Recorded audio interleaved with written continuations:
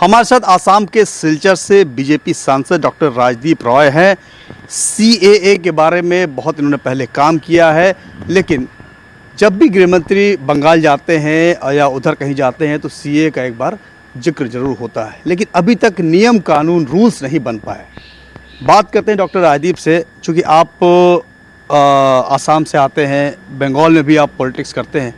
ये आपकी सरकार सीए का नारा तो लगाती है, लेकिन उसके रूल्स अभी तक फ्रेम नहीं हुए। अपोजिशन का आरोप ये लगता है कि आप लोग हिंदू मुसलमान को बांटने की राजनीति करते हैं, जिससे आपको वोट का फ़ायदा हो। तो आखिर ये सीए का सिगुफा छोड़ करके कानून तो बिल तो पास किया, लेकिन रूल बने नहीं। तो ऐसी पॉलिटिक्स के आरोप आपके ऊपर लगते हैं। 70 साल की भारत की इतिहास में सीएए लाने वाले जो सरकार, मोदी जी का सरकार और विशेष करके अमित भाई जी हमारे गृह मंत्री का जो एक्टिव रोल था, वो आज देश को, हर बच्चा को पता है। पहला बात यह है कि कांग्रेस ने हिंदू और मुसलमान का राजनीति करते रहे। किस कारण करते रहे? कि ब्रिटिश ने इन लोगों को ट्रांसफ़र ऑफ पावर करके दिया था, और उस ट्रांसफ़र ऑफ पावर की बदौलत जो पॉलिसी ब्रिटिश लोगों ने बनाया था, जैसे कि हिंदू और मुसलमान को बांट के रखो, वही पॉलिसी कांग्रेस फॉलो करते रहे।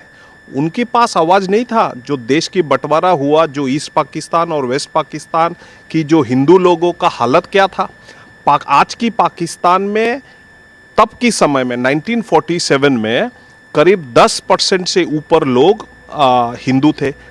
As on today it has come down to below 2%।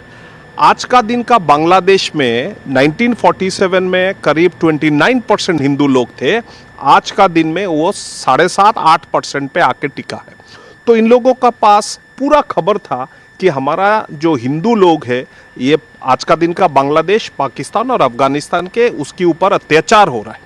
और अत्याचार होने का बाद बहुत लोगों ने गोहर लगाया कि सिटीजनशिप कर दीजिए, कि वहाँ के विस्थापित लोग जो यहाँ पे आए, इनको थोड़ा राइट्स मिले, सिटीजनशिप मिले, घर-वार बनाने का मौका मिले, नौकरी मिले, पढ़ाई का स्कोप मिले। विपक्ष तो ये कहता है कि आप यहाँ के लोगों को बाहर भगाना चाहते हैं। नहीं, मैं बोल देता हूँ कि कांग्रेस की हमेशा ही हिंदू मुसलमान की राजनीति करने में इन लोगों को अच्छा लगता है, इसलिए ये आरोप उठ रहा है।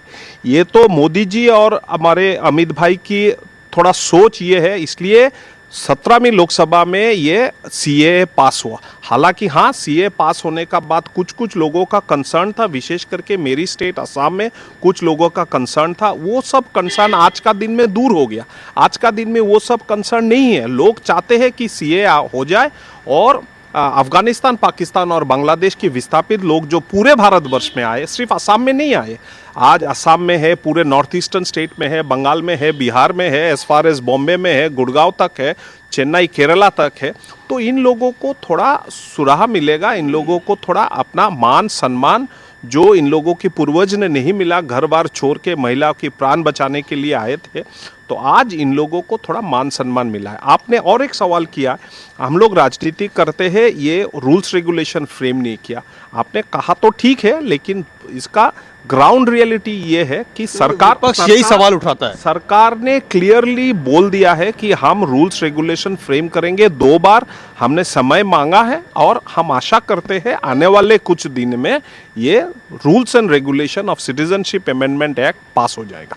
अच्छा डॉक्टर राजदीप, ये बात भी पता चली है कि ये जब ये संसद में ये बिल पास हुआ, आप आसाम से होते हुए आपने सीए को शुरुआत किया, सीए की लड़ाई लड़ी। तो इससे कौन सी ऐसी बात थी जिसको आपको सीए को इतना बड़ा बनाना पड़ा? किससे इसको फ़ायदा होना है?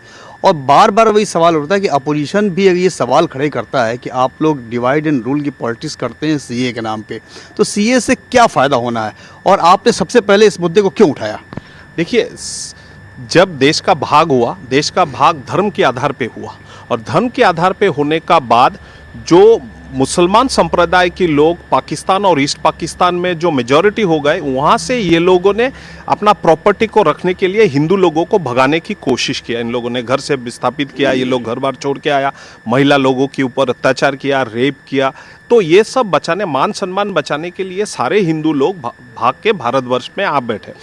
अगर इन लोगों का पूर्वज देश की स्वाधीनता में लड़ाई किया है, तो उनको तो हक बनता है कि नया जो भारतवर्ष बना है उसमें वो लोग अपना मर्यादा, अपना मान, अपना सम्मान, अपना परिवार का मान सम्मान, अपना बेटियों का, माँओं का, बहनों का मान सम्मान लेके इज्जत से रहे। तो ये सब सोचने का बाद मैं 2012 में मैंने एक PIL दाखिल किया था, asking for citizenship for all विस्थापित लोग। तो विस्थापित मेरी PIL के ऊपर सुप्रीम कोर्ट ने, ऑनरेबल सुप्रीम कोर्ट ने 18 राज्यों का चीफ सेक्रेटरियों के आदेश दिया कि इस PIL का उत्तर दे और वहाँ पे उस राज्य में कितने विस्थापित लोग हैं उसका एक ब्यौरा दे दे। तो हालांकि 4 राज्यों ने उसका रिप्लाई दिया था सुप्रीम कोर्ट, बाकी राज्यों ने रिप्लाई नहीं दिया था। तो उसका बहुत बार सुनानी हुआ, 40 से 50 बार उसका सुनानी हुआ बिटवीन 2012 टू 2015। हालांकि 16वीं लोकसभा में इसका बिल भी पेश हुआ था लेकिन पास नहीं हो पाया दोनों हाउसों में, जिसके कारण वो लैप्स हो गया। और 2019 में जब मोदी जी दोबारा आए, अमित भाई गृह मंत्री बने, तो दिसंबर 2019 में सिटीजनशिप अमेंडमेंट एक्ट को बिल को लोकसभा और राज्यसभा में पारित हुआ और होने का बाद ये बिल प्रेसिडेंट की साइन भी हो गया। अभी हालांकि डॉक्टर राजीव, सवाल इसलिए है कि आज गृह मंत्री बंगाल में है, वहाँ भी कुछ कार्यक्रम करेंगे, 2024 की रणनीति के तहत कुछ अहम बैठकें भी करेंगे। एक बार फिर से ऐसा माना जा रहा है कि CAA का मुद्दा वहाँ पे उछलेगा, फिर से एक बार राजनीति होगी। तो आपको कब क्या लगता है कि CAA के रूल कब तक फ्रेम हो जाएंगे और ये कब तक इम्प्लीमेंट हो जाएगा? CAA का रूल, मेरे को जहां तक जानकारी है, सिटीजनशिप अमेंडमेंट एक्ट का रूल्स एंड रेगुलेशन हालांकि कुछ दिन में हो जाएगा। बंगाल में इसकी बेनिफिशियरी काफ़ी सारे हैं, विशेष करके नॉर्थ बंगाल में, मिडिल बंगाल में जो लोग विस्थापित होकर आए, वो लोग जो एक कम्युनिटी है, मथुआ कम्युनिटी, हमारी मंत्री जी भी है शांतनु ठाकुर जी उसी कम्युनिटी से आता है। आज भारत सरकार में वो MOS है। और असम में विशेष करके बराक घाटी में जहाँ पे 46 लाख 4.5 मिलियन लोग वहाँ पे है जो बांग्ला भाषी लोग हैं, जो वहाँ पे वो सिलेट डिस्ट्रिक्ट से होके आए। तो मेरे ख्याल से बेनिफिट उन्हीं लोगों को होगा जो वहाँ से विस्थापित होके आए। 2024 का बड़ा मुद्दा भी बनेगा ये CAA। 2024 का मुद्दा तो देखिए, अगर ये लोग कांग्रेस के लोग बनाना चाहते हैं तो मुद्दा बनेगा। बिल पास हो गया, प्रेसिडेंट का एक्सेशन हो गया, अभी रूल्स रेगुलेशन फ्रेम होने में ही कुछ दिन में इसका इम्प्लीमेंटेशन भी होने लगेगा। और इसका बेनिफिट जिसका 4 पुरुष को नहीं मिला, अभी उसका नेक्स्ट जनरेशन को एक मान सम्मान वाले जीवन जिंदगी भारतवर्ष पे मिलेगा। मतलब कि CAA के जरिए आप लोग पश्चिम बंगाल में एक बड़ी जीत हासिल करना चाहते हैं।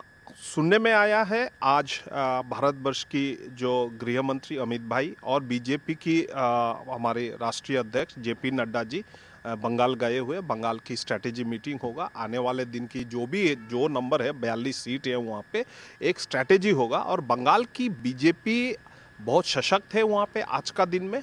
और बंगाल की लोग एक चेंज चाहते हैं। जो ममता की, जो भ्रष्टाचार की जो राजनीति है, जो तोलाबाजी की राजनीति है, वो देखते देखते लोगों को मतलब परेशानी हो गया, कोई डेवलपमेंट नहीं हो रहा है। आज दिल्ली मुंबई में क्या डेवलपमेंट हो रहा है? जो कलकत्ता जो एक समय ब्रिटिश की जो सेकंड कैपिटल हुआ करता था, आज वो बहुत पीछे पड़ा हुआ है। तो मेरे ख्याल से बंगाल की लोग एक परिवर्तन चाहते हैं, बंगाल की लोगों को एक मौका ढूंढ रहे हैं और भारतीय जनता पार्टी उस डेवलपमेंट की मौका मोदी जी की अंडर में ये देना चाहती है। बहुत बहुत धन्यवाद। तो डॉक्टर राजदीप रॉय का कहना है कि बहुत जल्द CAA जो है इसके रूल भी फ्रेम हो जाएंगे और इम्प्लीमेंटेशन हो जाएगा, लेकिन ये भी साथ साथ कहना है, दावा है कि 2024 में एक अहम मुद्दा होगा और ऐसा लगता है कि बीजेपी इसके सहारे बंगाल में अपनी बड़ी लड़ाई लड़ेगी और जीत की उम्मीद भी कर रही है। कैमरामैन अजय के साथ प्रशांत देव, न्यूज़ 24 दिल्ली।